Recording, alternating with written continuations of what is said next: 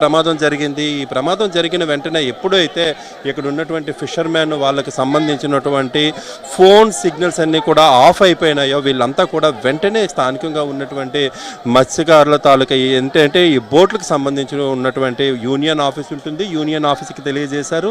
Union office వాళ్ళు ఇక్కడ ఉన్నటువంటి రెవెన్యూ అధికారులు కూడాను రెస్క్యూ కోసం ఫోన్ చేసి చెప్పడం జరిగింది.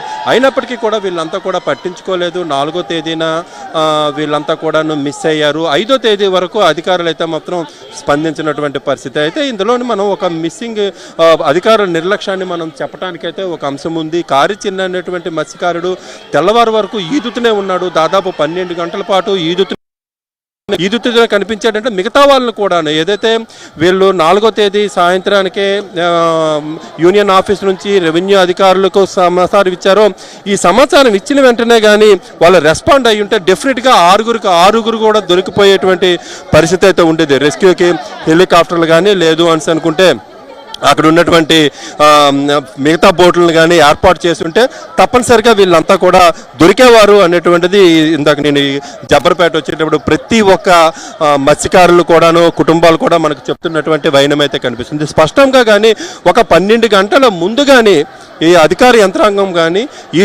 అలా కోస్ట్ గార్డుని అప్రమత్తం చేయటం, అలాగే విధంగా అక్కడ ఉన్నటువంటి మెరైన్ పోలీసులని అప్రమత్తం చేస్తుంటే డెఫినెట్గా మరి ప్రతి మత్స్యకారుడు ప్రాణాలతో దొరికేటువంటి పరిస్థితి ఉంటుంది. కానీ ఈ రోజున ప్రభుత్వం అలా చాలా లైట్ తీసుకుంది.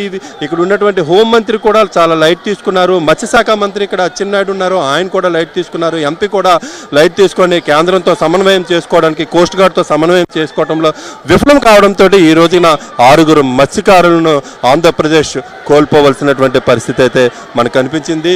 వీళ్ళని కూడాను తర్వాత చనిపోయిన తర్వాత కూడా నా కుటుంబాలను ఆదుకోవటంలోని ఇక్కడ ఉన్నటువంటి మంత్రులు కానీ లేకపోతే ఎమ్మెల్యేలు కానీ పూర్తిగా విఫలమయ్యారు. బాధిత కుటుంబాలకి ఇక్కడ ఉన్నటువంటి మంత్రి, ఈ జిల్లాకు చెందినటువంటి మంత్రి ఫోన్లో పరామర్శించారంటే మత్స్యకారుల పట్ల వాళ్ళు ఎంత నిర్లక్ష్యంగా ఉన్నారు అనేటువంటిది మనకి అర్థమవుతుంది.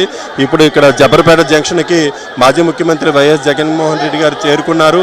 ఆయనకి ఇక్కడ అంబేద్కర్ జంక్షన్లోని ఇక్కడ ఉన్నటువంటి మత్స్యకారు కుటుంబాలంతా కూడాను పెద్ద ఎత్తున స్వాగతం పలుకుతున్నాయి. స్వాగతం పలకటంలో కూడాను వీళ్ళల్లోని ఒక దయనీయమైనటువంటి పరిస్థితి అయితే మనకు కనిపిస్తుంది. ఎందుకు అని అనుకుంటే వీళ్ళని కూటమి ప్రభుత్వం నిర్లక్ష్యం చేస్తోంది. కూటమి ప్రభుత్వం ఎన్నిసార్లు చెప్పినా కూడా పట్టించుకున్నటువంటి పరిస్థితి కనిపిస్తుంది.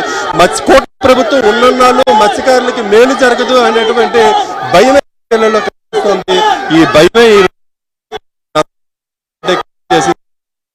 జగన్మోహన్ రెడ్డి వస్తేనే మరలా ఇక్కడ ఉన్నటువంటి మత్స్యకారుల బ్రతుకులన్నీ కూడా బాగుంటాయి అనేటువంటిది వీళ్ళు కోరుకుంటున్నటువంటి పరిస్థితి అయితే మనకు కనిపిస్తుంది. మరికొద్దిసేపు ఇక్కడ అంబేద్కర్ దగ్గర జగన్మోహన్ రెడ్డి గారు ఉన్నారు. ఆయన మరికొద్దిసేపట్లో జబ్బర్పేటలోని ఏర్పాటు చేసినటువంటి ఈ బాధిత కుటుంబాల ఇళ్ల దగ్గరికి వెళ్తారు. అక్కడ ఉన్నటువంటి 6 కుటుంబాల వాళ్ళని, అదేవిధంగా చిన్న అనేటువంటి ఒక మత్స్యకారుడు ప్రాణాలతో బయటపడ్డాడు.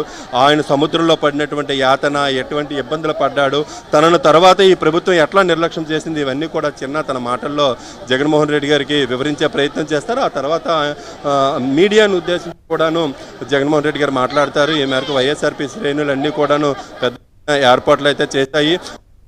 ఇది అంతా కూడాను ఏ విధమైనటువంటి నష్టం జరుగుతోంది, ఒక చట్టం వచ్చేటప్పుడు స్పందించాల్సినటువంటి పాలకులు ఏ విధంగా స్పందించట్లేదు, దీనివల్ల ఎంత నష్టపోతున్నాము. విశాఖ పర్యటనలో ఉన్నారు వైఎస్ జగన్మోహన్ రెడ్డి. మా కరెస్పాండెంట్ యుగంధర్ అందించిన వివరాలు ప్రస్తుతం మనం చూసాం.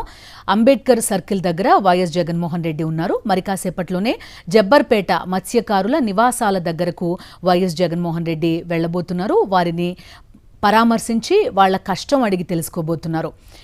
ఈ బోటు గల్లంతైన ఘటనలో 6 మత్స్యకారులు ప్రాణాలు కోల్పోయారు. వారంతా గల్లంతైపోయారు.